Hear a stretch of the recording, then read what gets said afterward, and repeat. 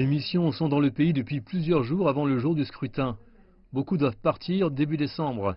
Ce scrutin est caractérisé par l'utilisation de machines de vote électroniques, le manque d'une trace d'audit et les retards dans le processus électoral. La mission recommande que les autorités compétentes prennent les mesures nécessaires pour donner effet aux provisions de l'acte électoral basé sur les interactions des missions.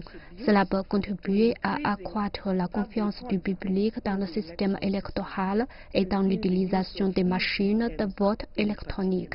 Plusieurs partis politiques n'étaient pas satisfaits de la façon dont le processus du scrutin a été conduit, notamment de l'utilisation des machines de vote électroniques.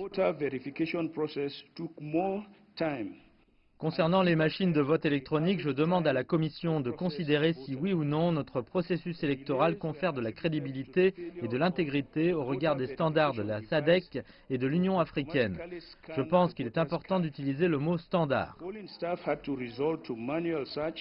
Au niveau pratique, les machines de vote électronique ont joué un rôle significatif.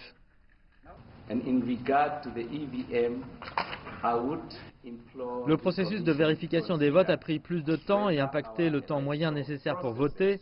Les retards ont été attribués à une panne de l'appareil de vérification des électeurs chargés de scanner automatiquement les cartes électorales. Le personnel des urnes a dû rechercher manuellement les noms dans l'appareil. Cela a créé de longues files d'attente durant le scrutin. Alors que le dépouillement des bulletins se poursuit, les missions observatrices appellent au calme et à la patience. Nous espérons et escomptons qu'alors que le processus de résultat des votes approche de sa phase finale, la tradition de la Namibie de processus électoral pacifique continuera à être jalousement préservée. Alors que les missions d'observation touchent à leur fin, il est clair que certains doutent que le vote se soit déroulé de manière libre, juste et équitable.